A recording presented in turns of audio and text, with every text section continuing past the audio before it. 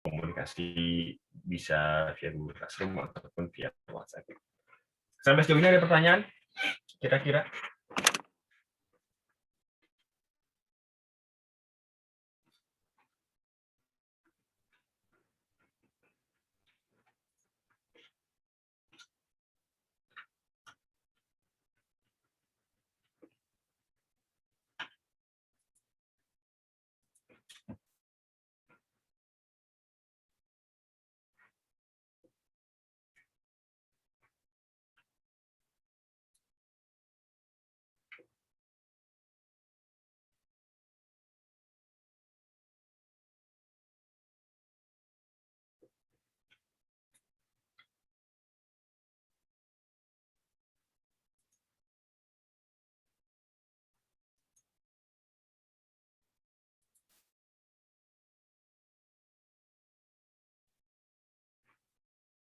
Jadi nanti kalau bisa lihat di sini di Kaggle sendiri sebenarnya banyak sekali contohnya. Jadi nanti kalau ketika teman-teman bingung datanya apa aja, contohnya apa aja, permasalahan yang ada di lapangan, nanti kita bisa lihat dari beberapa kasus yang ada di Kaggle. Itu jadi ini untuk yang up to date ya, dia memprediksi seberapa lama sih vaksin tersebut degradation atau untuk yang terakhir ya, terkait dengan COVID. Nah ini ada lagi datanya.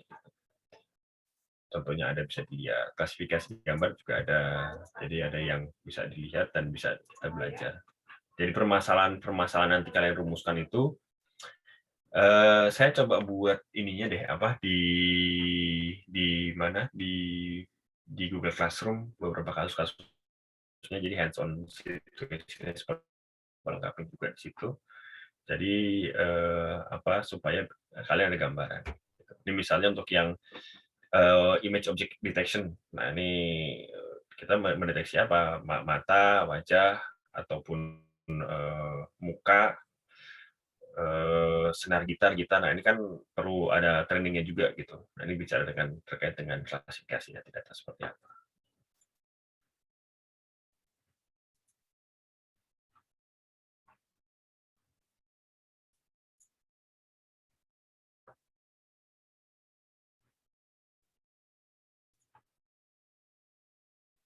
Sejauh ini yang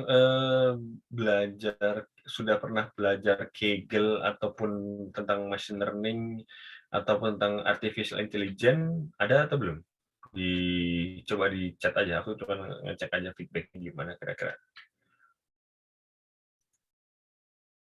Sudah pernah buka Kaggle sebelumnya?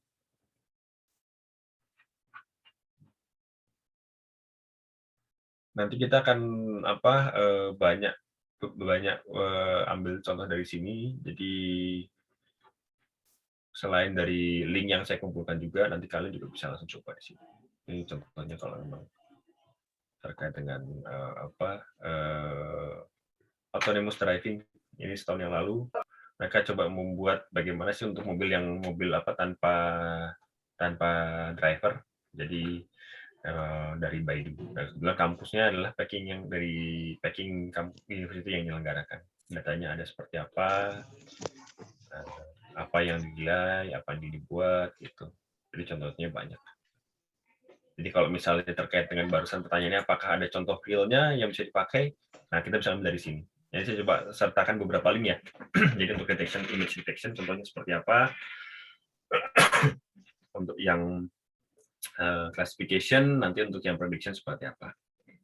Jadi kalau penjualan seperti yang barusan Pak Gatot sampaikan itu kan pada prediction seperti apa. Nanti kita lihat prediksinya apakah pakai linear regression atau random forest. Nah, tergantung dari model yang terkait juga data yang kalian pakai. Apa yang ingin kalian buat gitu. Jadi kalau bicara tentang detailnya, nah kita contoh kasusnya banyaknya di mana di sini, gitu di Kaggle. Nah, Kaggle sendiri ini sebenarnya mereka juga pakai mempromosikan topik ataupun kasus-kasus baru itu biasanya misalkan. Ini yang saya lihat sebagai contohnya itu untuk job recruitment. Nah, ini Facebook dia pengen lihat nih apakah saya perlu data scientist atau data engineer untuk posisi tertentu. Nah, biasanya kita lihat, oke, rekrutmennya kita suruh mengerjakan, memprediksi, contohnya ini prediksi, eee, dari Facebook seperti apa gitu. Nanti kalau misalnya kita dianggap mampu dan, model yang kita hasilkan itu sesuai dengan kriteria penilaian mereka, maka langkah selanjutnya kita sangat mungkin untuk di-hire atau di-interview, mendapat job interview. Tapi ini kurang lebih dari 5 tahun yang lalu, gitu. Jadi bukan cuman ini, jadi banyak sekali alternatif-alternatif kalau kita mulai masuk di sini. Gabung di Kaggle, gitu. Baik, dari teman-teman adakah masukan atau tambahan atau pertanyaan kira-kira bayangan ke depannya untuk machine learning seperti apa atau masih belum belum jelas? Saya masih mau lihat dulu di gadgetnya itu, Mas. Jadi dibacain dulu satu-satu lagi. Oke. Gimana? Soalnya kalau ini kan Masnya sudah bahas tentang Kaggle-nya. Kayak saya masih ingin belajar dulu tentang materinya dulu baru ke depannya itu. Iya. Betul, karena gini, kalau saya share lagi yang barusan ya.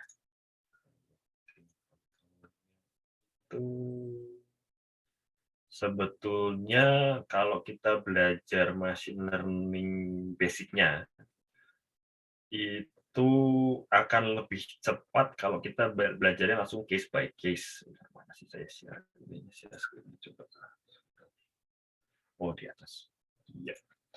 Kalau saya barusan gambarkan itu kan dari grafiknya yang saya harapkan itu cuman apa sih yang kita lakukan selama pelatihan atau selama workshop selama 2 bulan ini, apa yang diharapkan. Nah, jadi kalau kita mengacu kepada output-nya nanti yang bisa dihasilkan, nah itu sebetulnya ini aja. Jadi nanti ada model yang dihasilkan sama teman-teman dan juga ada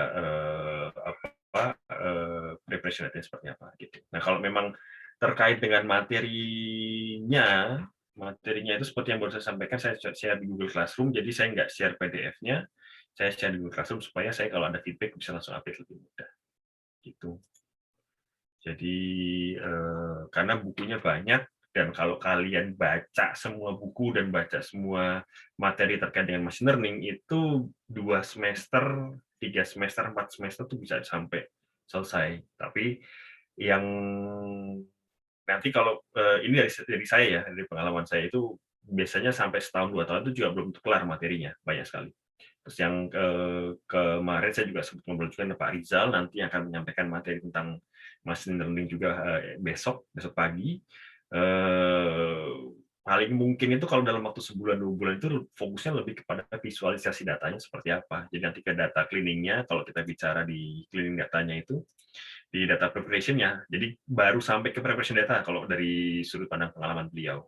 Jadi terutama kalau teman-teman belum belajar ada background machine learning sebelumnya, sebulan 2 bulan itu mentoknya baru bisa ke preparation datanya seperti apa, menampilkan seperti apa. Jadi belum masuk ke select atau train modelnya, gitu. Tapi kemarin saya juga ngobrol dengan Pak Gatot, Pak ini bagaimana? Apakah kita akan sampai di preparation datanya atau kita akan langsung juga memberikan materi sampai mereka bisa memilih dan mentraining modelnya seperti apa, gitu. Nah itu kalau dari sudut Pak Gatot ya coba saja semuanya, nanti kita lihat mana yang berhasil, mana yang kira-kira oke, kami cuma mampu sampai preparation data saja, gitu. Karena kemarin yang menjadi ide saya itu salah satu dari teman-teman tim yang tergabung di sini bisa ikut gabung untuk submit model dibuat permodelan salah satu kompetisi yang ada di Kaggle, gitu. Jadi buat portofolio kalian ke depannya seperti apa, sehingga terkait machine learning itu sudah ada pengalaman sebelumnya gitu untuk ikut lomba di sini dan diskusi juga dengan tim dan hasilnya seperti apa. Biasanya kalau memang sudah yang menang di mana, bedanya kalau menang di Kaggle itu mereka juga biasanya menjelaskan step by step-nya. Oke, saya menang step by step-nya saya lakukan seperti ini loh contohnya gitu. Itu di sana kita jadi banyak belajar. Jadi belajarnya langsung ke case by case penerapannya seperti apa. Kalau materinya barusan kurang detail ataupun kurang jelas ataupun pada akhirnya malah jadi bingung, boleh nanti saya coba masukin bermateri theoretical background-nya ya untuk di mana di machine learning seperti apa. Oke, semoga menjawab pertanyaan.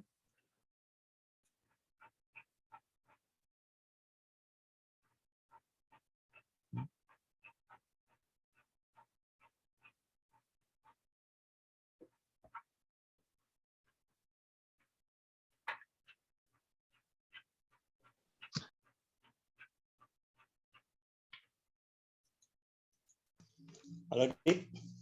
Iya. Iya, yang ikut memang heterogen orangnya. Ya.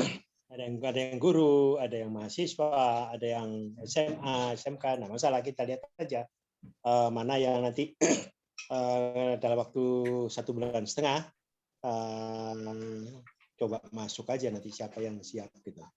Termasuk yang bidding dari Kegel-nya itu gitu. Karena itu juga pengalaman. Sempurna pasti enggak. Babak belur sih pasti ya kemungkinannya karena ilmu 4 semester dicoba diturunkan di 1,5 bulan. Tapi ini buat anak-anak itu pengalaman, jadi pengalaman baru karena mereka kebanyakan yang masuk itu dari bahasa Inggrisnya dia udah mengalami peningkatan, tapi sekarang ditingkatkan dengan dicemplungin pada masalah real yang dihadapi di dunia, sehingga mereka juga melihat apa yang terjadi di dunia ini gitu. Kita pasti akan terseleksi secara alami siapa-siapa yang akan lolos untuk maju terus dan dia akan bermain di dunia. Perkembangannya kira-kira gitu. Terus saja, enggak apa-apa. Tapi yang masuk di Google Classroom ya nanti kan akan terseleksi dengan alami karena ini kan Spartan, maraton. Kira-kira gitu. Tapi dijelaskan secara detail aja. Sehingga oh ya langkahnya ini langkahnya. Tapi kan dengan data cleaning itu kan ya langkah awal yang di kurikulum SLTA itu tidak ada. Dan ini memang di perguruan tinggi kan juga terbatas karena nggak semuanya diajarkan dalam bahasa Inggris. Ini kan materinya semua dalam bahasa Inggris. Nah itu aja tantangannya. Buat semuanya ya, tim yang ikut hari ini adalah salah satu upaya kita yang dimana pembelajaran itu gurunya, dosennya bisa dari manapun juga. Itu yang model. Dari model pembelajaran yang akan datang itu. Kita bisa belajar apa yang kita inginkan, tinggal belajar passion kita apa. Passion itulah yang dia akan menyebabkan kita akan punya warna sendiri. Warna itu bukan oleh guru dosen, tapi oleh Anda sendiri. Anda mau kemana? Nah, kemana itu akan belajar dari maestro-maestronya, dan melakukan pertandingan atau ikut kompetisi. Karena kompetisi itu akan belajar bagaimana menyelesaikan suatu masalah. Menang kalah itu adalah urusan kedua, tapi prosesnya itulah yang paling bisa pelajari. Anda sudah akan mendengar banyak informasi, tinggal dicerna, walaupun kadang-kadang nggak bisa mencernanya dengan cepat, nggak masalah. Tapi terminologi sudah dapat, kemudian langkah-langkah sudah tahu, frame-nya udah ketahuan, tinggal pendalaman tertentu gitu. Itu aja tambahannya. Terusin aja, Pak. Ada pertanyaan silakan. Baik, terima kasih Pak Gatot tambahannya. Jadi betul yang barusan disampaikan, Spartan dan mencoba, kalau kalian ingin mencoba sampai ke akhir ya seperti barusan sampaikan, setiap project dari machine learning sendiri itu 6 komponen. Jadi kenapa, terus datanya dari mana, terus kita lihat korelasi data awal seperti apa, nanti baru ke data cleaning. Nah, data cleaning yang barusan disampaikan oleh Pak Gatot, yang mungkin nanti disampaikan juga oleh rekan saya Pak Rizal dari Indonesia, besok itu masuk kepada preparation data sebelum kita melakukan model yang kita pilih dan training modelnya seperti apa. Itu jadi masuk ke poin keempat. Nah, apakah nanti dari semuanya bisa menyelesaikan sampai oke, saya sudah bisa men-training model tersebut, saya bisa melakukan dan membandingkan beberapa model yang saya pilih, itu kembali kepada teman-teman masing-masing. Gitu. Dan ada satu pertanyaan tadi, sebentar saya cek dulu pertanyaannya. database yang digunakan untuk machine learning itu apa, Pak? Database-nya luas. Jadi bukan database ya, bicaranya itu data formatnya itu kepada comma separated value biasanya. Kalau kita lihat di mana di contoh di Kaggle sendiri, itu untuk mempermudah tampilan itu biasanya mereka sebentar, saya share lagi ya.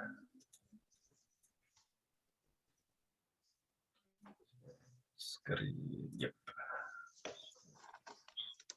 Nah, tadi kita lihat untuk yang ini, datanya itu formatnya selalu seperti ini. Jadi formatnya itu mempermudah kayak tabel saja, gitu. Kalau kalian tabel itu kan biasanya mainnya di Excel ya. Nah, kita simpannya ke dalam ke CSV, comma separated value.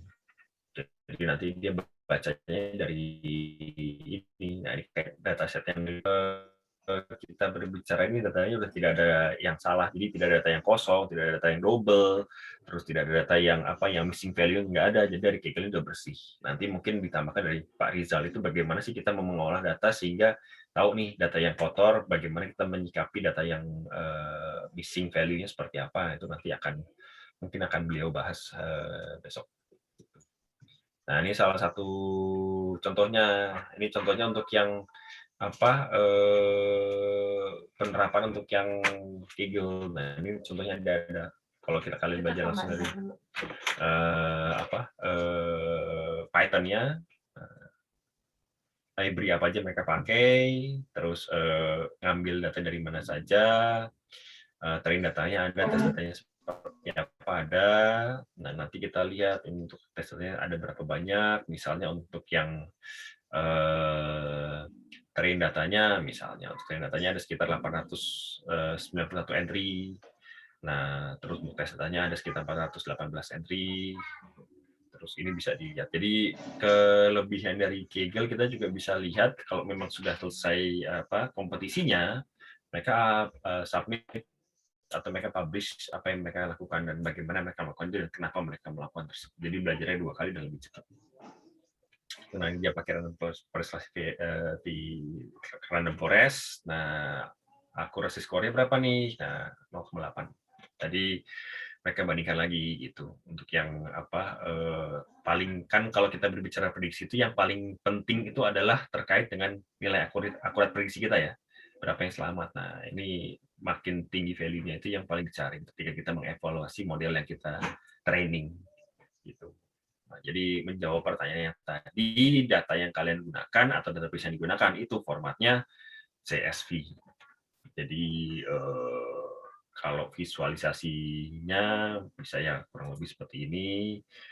Untuk yang selamat berapa? Nah, ini bisa kita lihat juga.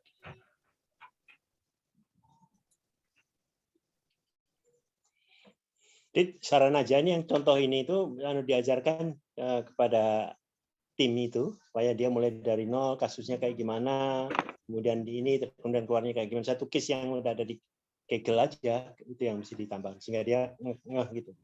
Ini loh kira-kira itu yang pertemuan berikutnya. Saranku gitu. Baik, Pak.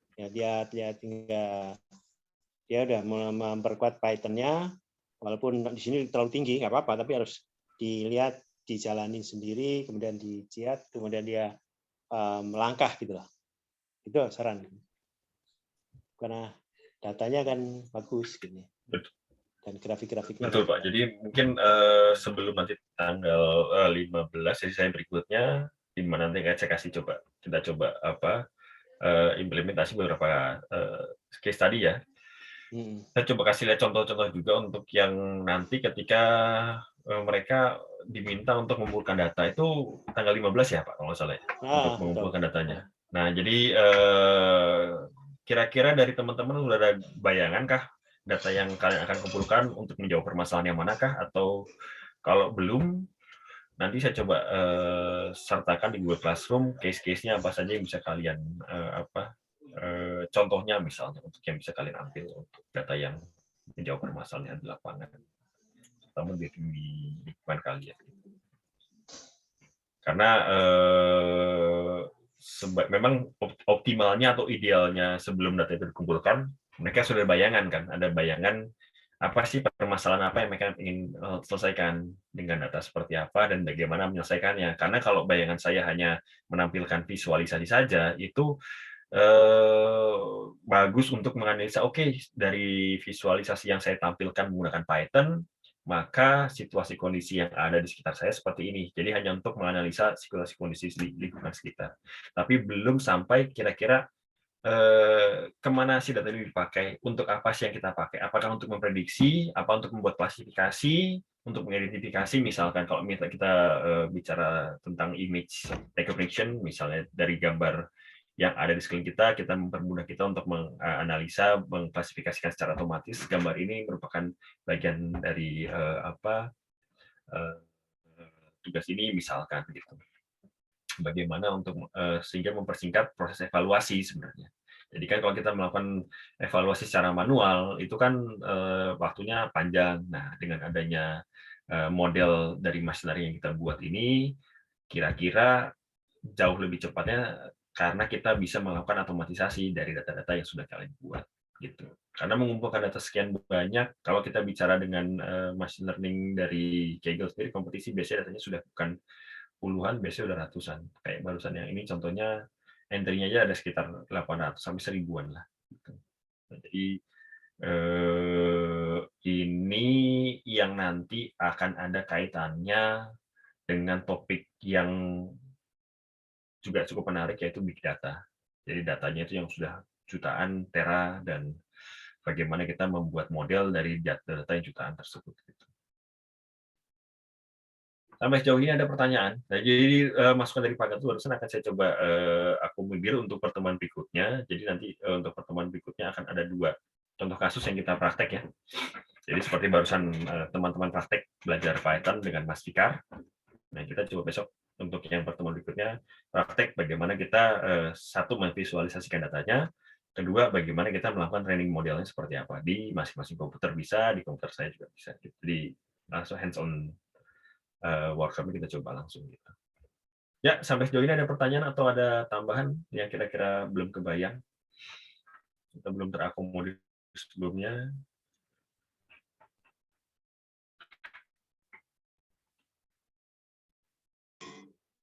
Siapa yang bingung? Ngacung aja nggak?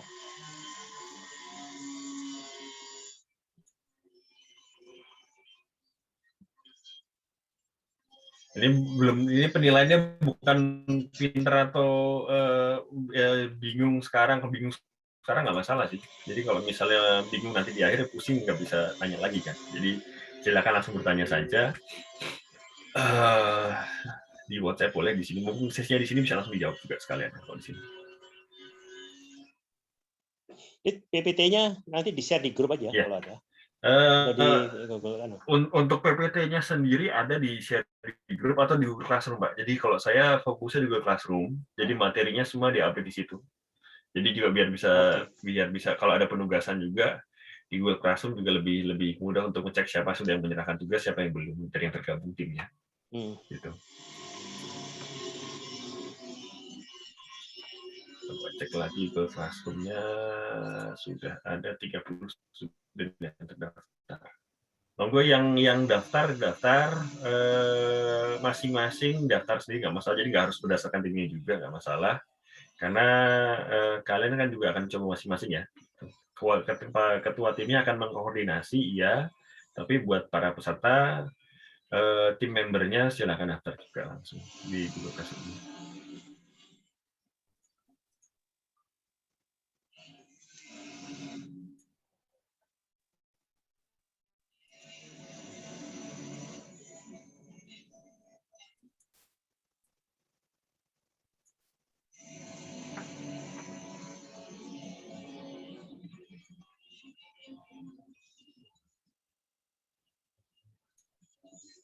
Sepertinya sudah pada paham semuanya, Pak. Mungkin pada bingung kali. Dengan apa? Ya. Emang kali bingung.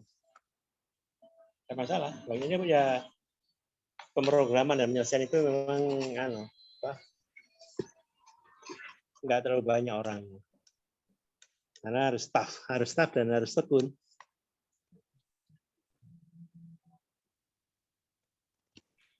Ini pesertanya dari SMA, dari SMA, kuliah juga ada ya? Kuliah juga ada, guru juga ada ya? Guru juga ada. Guru ada guru. Yang dari tayang itu ada Oh, gurunya oke. juga. Oke. Nggak apa-apa. Guru Oh ya, komputer berarti lagi. sudah Karena inilah. banyak yang belajar. Tapi di antara peserta itu juga ada guru IT yang kita undang karena ini kan ilmunya bisa, kalau anak-anaknya bisa pergi setahun 2 tahun, ilmunya ada di gurunya, bisa untuk sharing angkatan berikutnya lagi karena kita mikirnya batch kedua mulai Agustus gitu. Betul. Jadi Juli Agustus gitu. iya. Jadi kalau memang dari gurunya juga misalnya ini terlalu abstrak topiknya karena memang belum belajar sebelumnya, nggak masalah Pak. Jadi biar kita lengkapi juga, dan ya idenya barusan memotong waktu 2 tahun ya. Jadi 2 tahun materi yang pelajari untuk langsung ke case by case saja. Jadi penerapannya seperti apa gitu. Iya. Ya, harapanku dengan ngerti case by case terus dia bisa nambah ilmunya, nambah teorinya, dia nambah buat persamaannya, tapi dia ada satu yang dia tanganin, oh ya gini-gini. Terus kemudian kalau persamaan mana yang memenuhi syarat atau akurasinya tadi 0,8 atau 0,9 itu kan korelasi. Betul.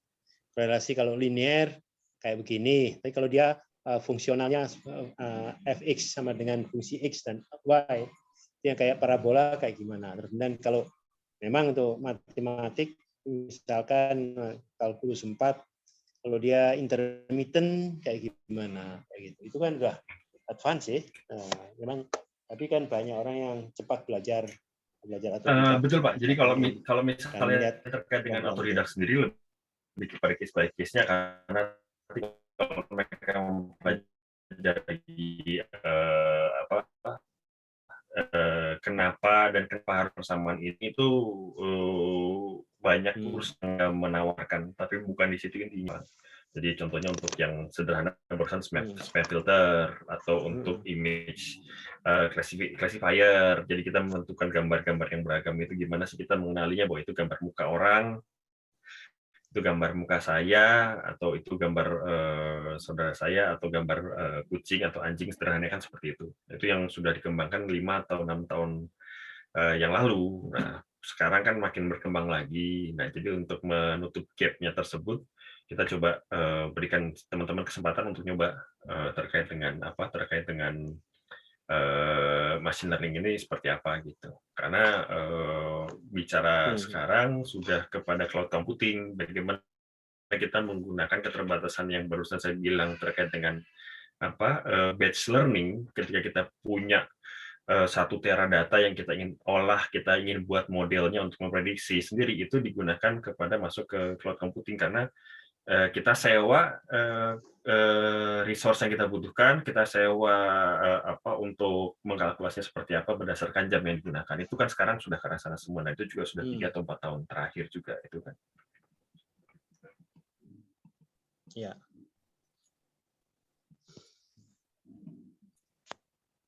Oke, ada pertanyaan, ada usulan? Nah, tinggal kau tanya satu-satu aja. Tanyanya gimana? Itu kan ada absensinya kan kelihatan. Iya, dari yang di absensi barusan saya coba cek lagi ya. Ada dari Cyber 1, Smeri Cyber 1.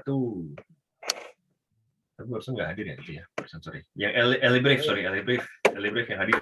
Tadi yang hadir Mbak Belva. Mbak atau Mas Belva?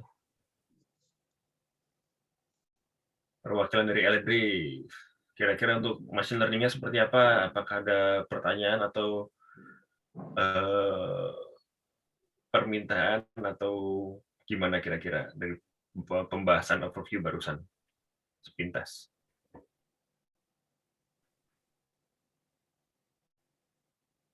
Oh, tanya dari daftar yang ada di situ dari yang di sini aja Zoom. ya, Zoom-nya aja ya. Zoom ya. Adnan Deswanto. Tadi yang aktif bertanya ini sih Yogi Yopa. Itu Pak Guru itu. Pak Yogi ya, Pak Yogi. Iya, Pak Yogi. Pak Kristia. Itu timnya guru semua itu. Oh, Pak Guru semua. Guru komputer ya. Guru komputer ya, Pak. Oke. Oke, baik. Gimana Pak Yogi, apakah sudah jelas atau malah makin bingung Pak dengan paparan yang saya sampaikan barusan? Iya Pak, sedang mencoba mencerna. Sebetulnya kalau boleh cerita sih, saya aslinya itu guru kimia Pak. Guru kimia aslinya, betul. Oh, Cuman betul, kebetulan dulu waktu SMA senang komputer dan ikut beberapa lomba komputer. Jadi pas di kuliahnya juga ngoprek komputer, sampai sekarang jadi pembina komputer. Nah, kebetulan waktu itu saya coba iseng-iseng Arduino juga Pak. Iya. Makanya tadi coba ditanyakan, karena dulu saya ketika Arduino itu nggak pakai Python Pak. Nah, kemudian database-nya kan itu agak sulitnya itu ketika online, apalagi kalau menggunakan sensor, kemudian mesinnya mati di jalan, terus codingnya ya error di tengah jalan, itu kan integrasi sama mesinnya itu agak riskan sekali Pak. Saya sedang mencerna sih. Oke. Ya, Mudah-mudahan. Arduino memang gitu Mas. Betul. Betul, kalau dari Arduino sendiri kan kalau saya barusan coba saya tarik ke machine learning sendiri, itu kan salah satu contoh yang paling memungkinkan itu antara dua. Kalau kita pakai sensor kamera itu kan nanti dia belajar kepada image recognition ya. Jadi nanti dia belajarin si robot yang kita pakai untuk belajar melihat, mengenali objek apa yang harus dia ini gitu ke depannya.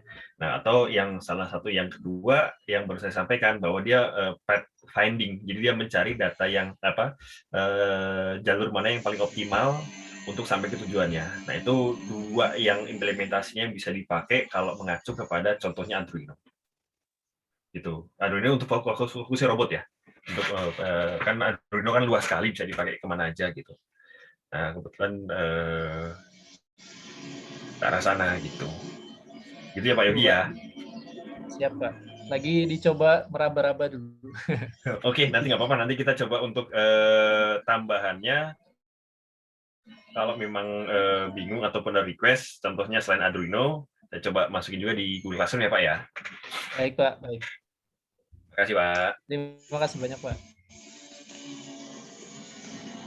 Terus dari perwakilan dari gurunya sudah ada, siswanya tadi siswanya yang aktif itu dari tim Feris. Ketuanya itu Dea Novela. Apakah masih hadir? Ada ya. Tadi. Ferisnya ada, nah, tapi orangnya kan banyak di situ. Iya, perwakilannya aja nggak ada. Feris, Bondowoso.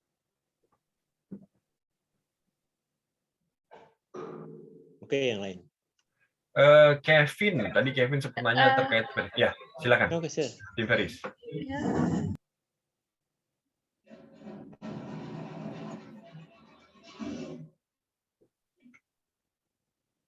Feris, silakan.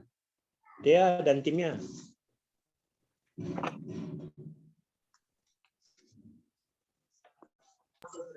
Iya, permisi.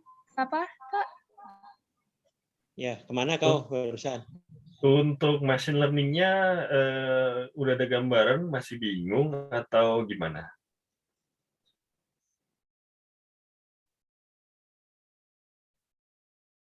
Yang kira-kira bisa dipakai untuk di sekolah.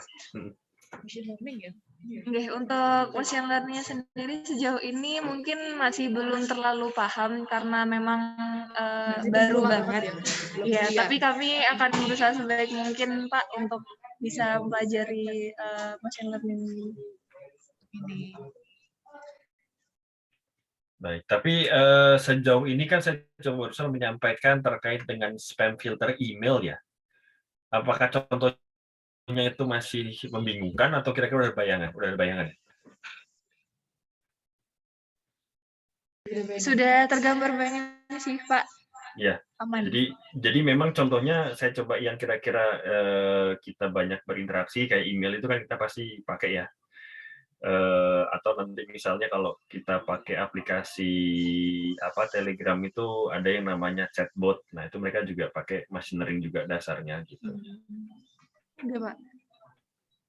Jadi nanti tinggal dilihat ketika nanti kalian mengumpulkan data, apa yang ingin kalian capai, apa yang ingin kalian buat untuk menjawab permasalahan,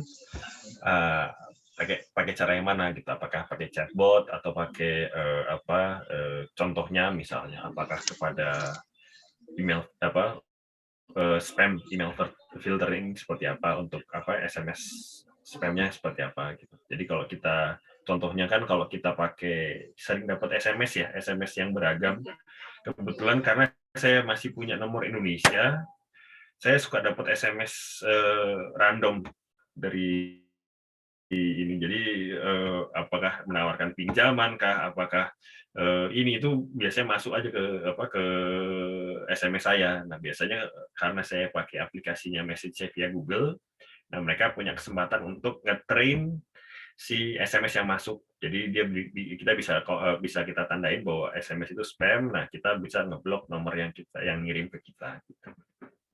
Cuman sekali lagi mungkin Google belum tahu pattern-nya bagaimana SMS spamming di Indonesia seperti apa, karena nomornya itu kalau kita blok itu nggak ngaruh, karena memang sekali pakai buang biasanya kan nomornya. Jadi selalu nomor baru yang masuk gitu. Dan itu biasanya kelihatan masuk ketika kita isi pulsa. Setelah isi pulsa, apakah nomornya yang tempat kita isi pulsa itu nomor kita dijual lagi apa tidak, sehingga banyak dapat SMS tambahan, kita juga nggak tahu. Itu contoh realnya seperti apa sih kondisi lapangan gitu. Iya, sekarang dari tim Veris terima kasih tanggapannya. Kita coba cek lagi satu lagi apa dua lagi dari siswanya kali ya. Dari tim kimia ITB. Oh, Pak Yogi tadi ya, Pak Yogi ya. Tim kimia ITB. Oke. Yang minta diganti nama nama timnya. Oke, coba yang dari SMA 3 Malang. SMA 3 Malang tadi Distro atau Mandala ya tadi?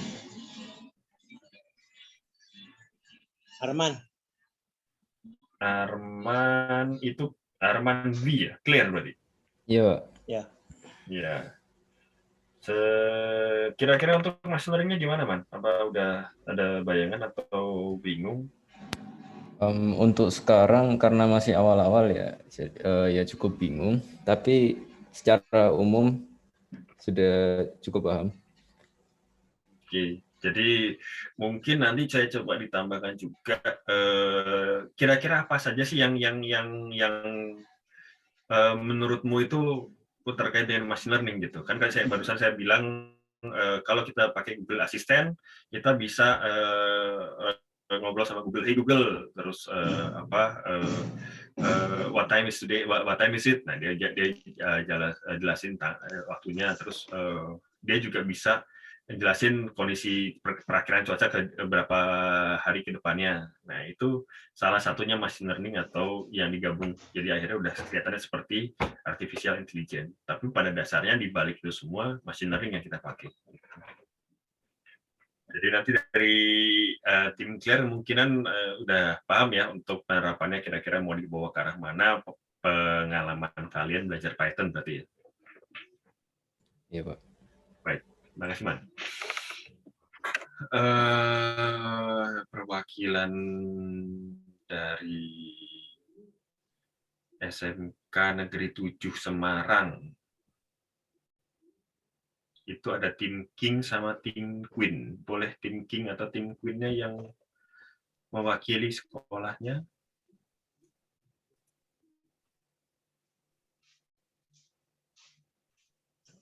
Oke. Tim Chelsea tim apa namanya? Sorry. Yang masih cek dari sini aja deh.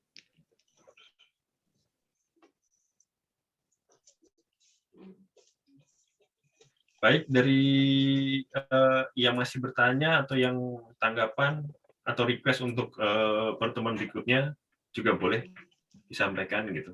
Jadi juga cuma bertanya, tapi request juga kalau bisa masukkan. Coba seperti barusan sampai ke Pak Gatot. Jadi contohnya saya coba bahas case by case di pertemuan berikutnya.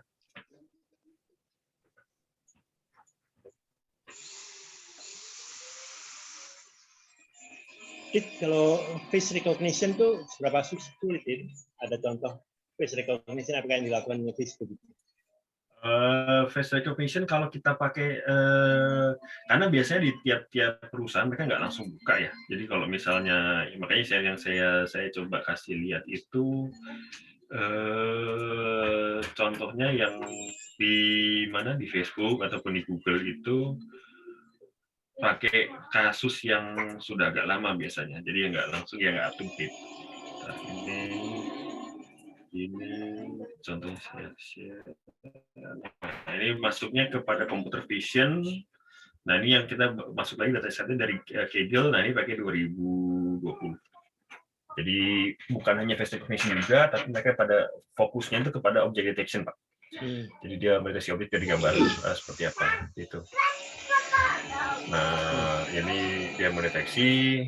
Nah, ini contoh kasusnya yang bisa kalian pakai juga untuk implementasinya gitu.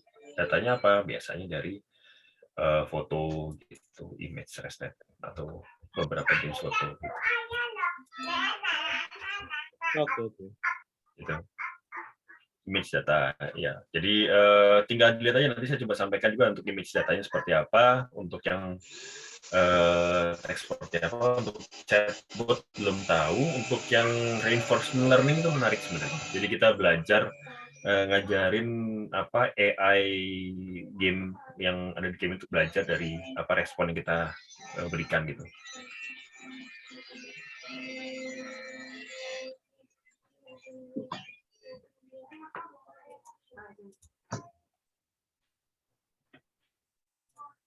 Kalau objek detection track itu kan tidak hanya fish saja, tapi kan juga objek yang lain kan?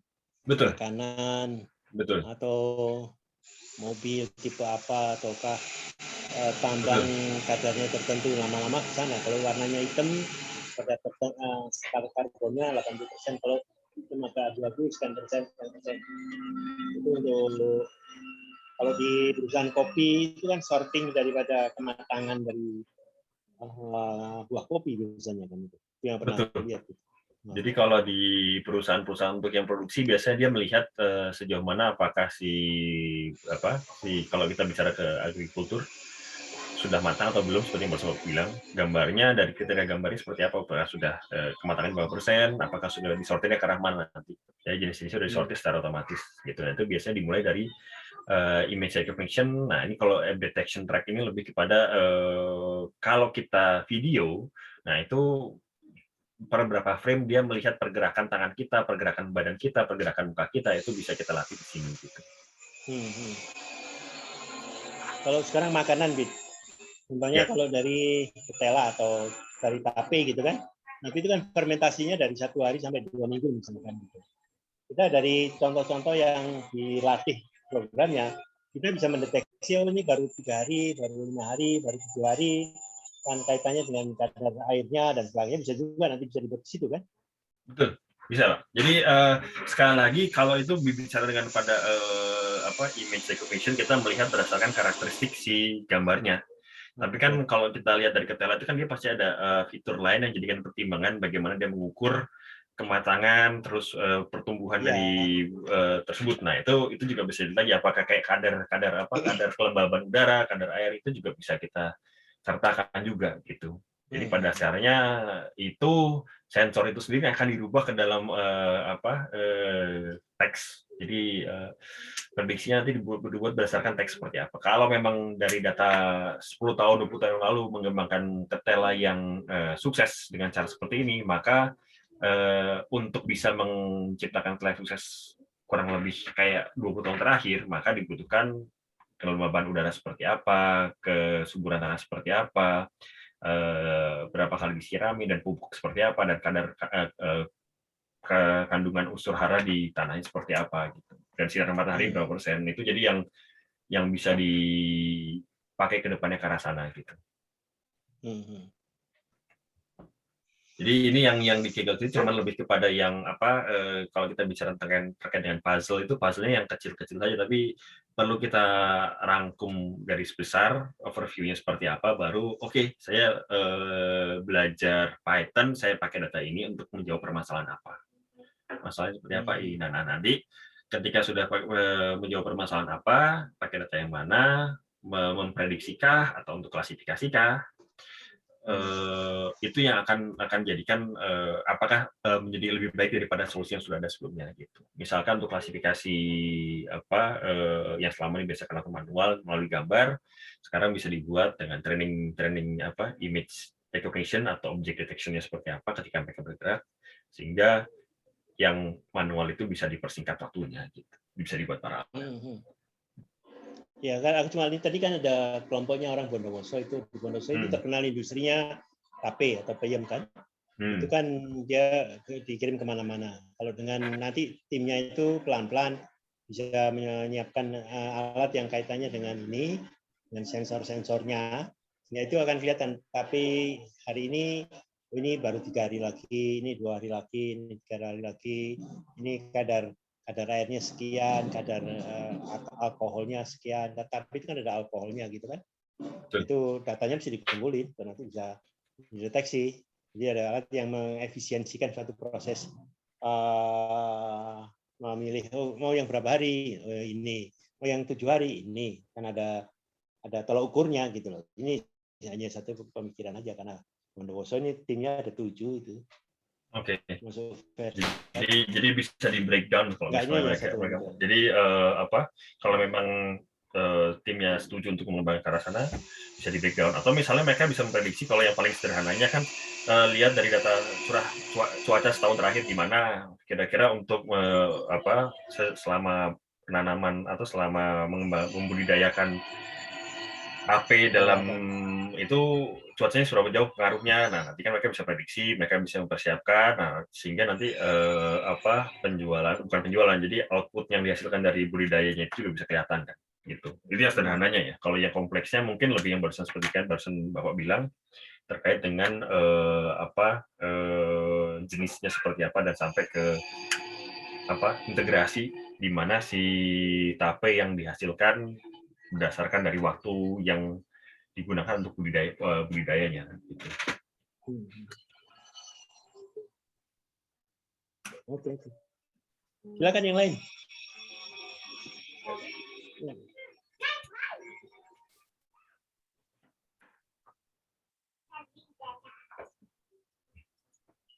Chelsea, Putri, Bintang, silakan bertanya. Nah, coba cek ya yang Chelsea itu tim atau peserta ya? Peserta ya? Peserta ya. Yang masih hadir.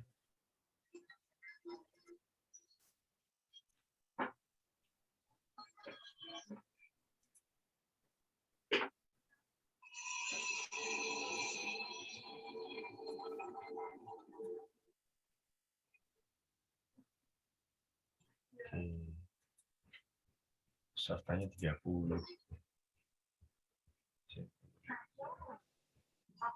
Dan angka-angka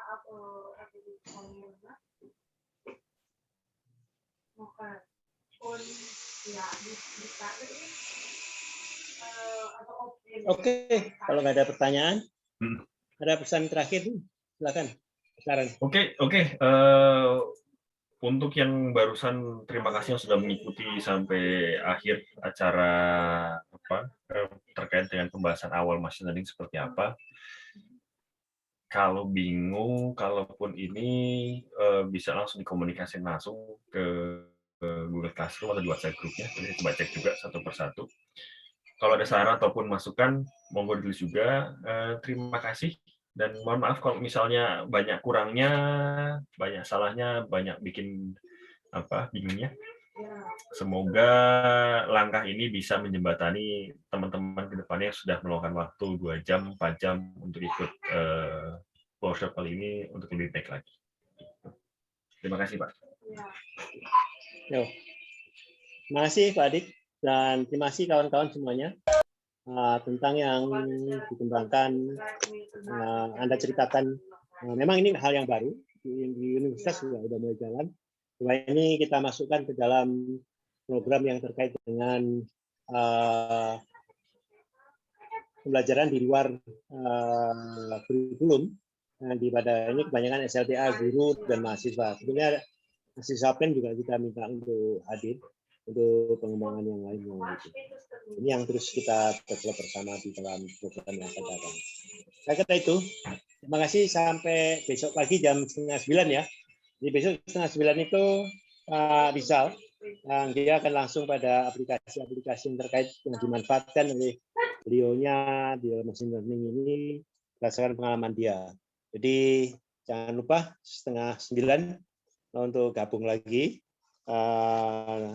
Kalau Anda masih ada sekolah dan sebagainya, aturin aja, ketua tim mengatur siapa yang bisa mendengarkan dan sebagainya. Kita juga rekam. Dan kita punya channel YouTube yang nanti kita informasikan untuk hal-hal tersebut, dan yang khusus machine learning ada Google Class-nya. Hingga kasih tahu tim Anda untuk masuk di Google Class untuk selalu ikut terupdate terus. Tidak ada kata ketinggalan. Yang penting kuncinya cuma satu, niat mau belajar dan berkembang dengan ilmu-ilmu yang baru. Terima kasih. Selamat sore. Assalamualaikum warahmatullahi wabarakatuh. Waalaikumsalam. Terima kasih, Pak. Terima kasih, Pak. Terima kasih banyak. Terima kasih, Pak. Terima kasih, Pak. Terima kasih. Terima kasih, Pak. Terima kasih, Pak. Terima kasih ya. Terima kasih kembali, Pak. Terima kasih.